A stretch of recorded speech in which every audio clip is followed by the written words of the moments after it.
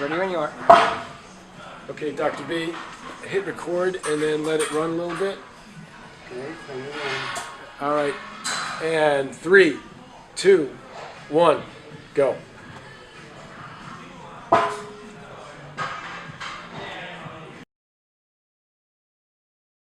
Hi, this is Dr. Bernstein's Diabetes University. Today we're going to be talking about exercise, but first I want to give a little sales pitch to encourage you to read my book, Diabetes Solution. I've had type 1 diabetes for 71 years. I'm now 82 years old. I can exercise very strenuously. I probably look, act, and sound younger than than non-diabetics 20 years my junior. And how this happens is described in my book. It involves normalizing blood sugars. It involves frequent blood sugar self-monitoring. It involves, for many of us, continuous glucose monitoring, and perhaps first and foremost, a very low carbohydrate, high protein diet. The exercise that I do would help anybody achieve longevity. It has to do with something that you could look up on the internet or on our prior videos, something called telomeres. It's perhaps the only way we know of to increase the longevity of our cell lines throughout our bodies. And people who exercise strenuously have younger skin, younger brains, et cetera, et cetera. We're first going to show a video of me doing a triceps exercise. It's using a double-ended rope where I pull down, and I'm trying to demonstrate proper form, which is important for exercises in general if you're doing weight training. You'll notice that I keep my elbows very close to my body and don't move them.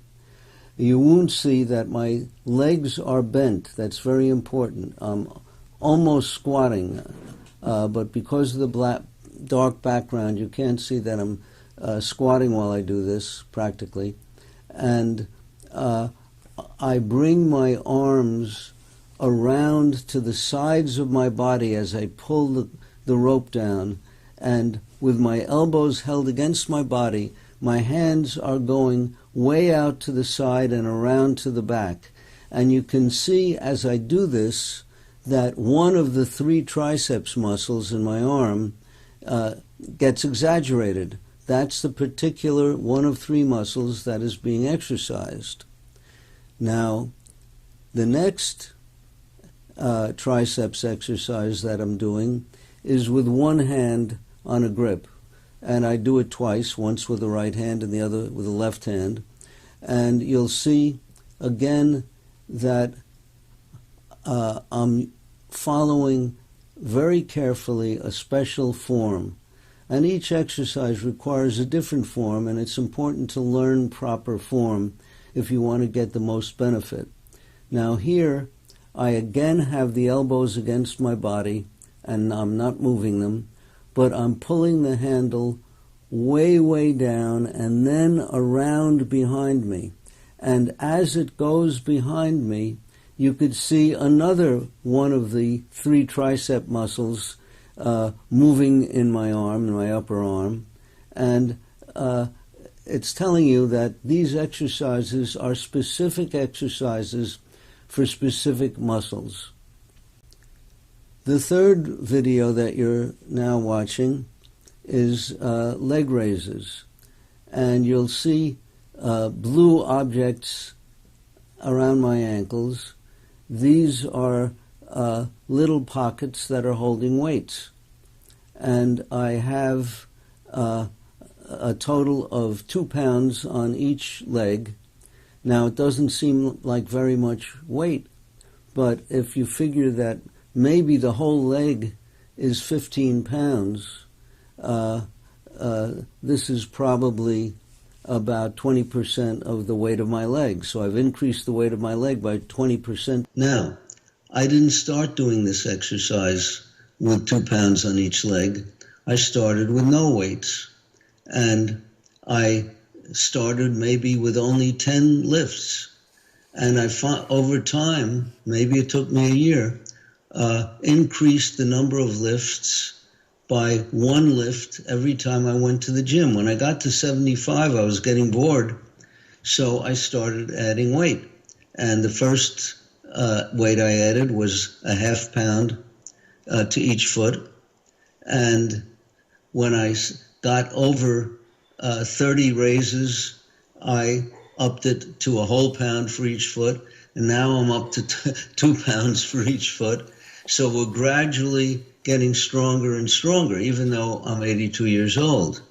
And likewise, with the other exercises, I try to go very slowly. If you replay them, you'll see that I was working very slowly. And after around 80 seconds or so, I lost my strength. I couldn't move.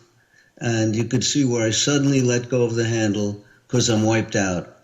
And that's the ball game. It's called slow burn. There are other names for it. One book calls it Body by Science. And then there's a third name in another book. But the ball game is to pick a weight that you can move very, very slowly, lift very slowly, go up slowly with the weight and down slowly, and finally get worn out between 60 and 120 seconds. And if you last more than 120 seconds 2 weeks in a row, you increase the weight slightly. I bring to the gym a 2.5 pound weight that I slide on the stack if I want to get a slight increase. And I gradually increase over time and get stronger and stronger. The same principles apply to almost any exercise you might do. Now, it's wise to either get a really good instructor to teach you good form for each exercise, or to find a book that teaches proper form for exercises. In my gym, where there are hundreds of people who attend over the course of a week, almost no one has good form. I found 2 people who had good form. One became a close friend. He was an Olympic athlete. And the other, I was amazed at his muscles, at the gyrations he was able to do with his body, and the absolutely perfect form. And I asked him how he learned such perfect form. He said, "I'm a ballet dancer."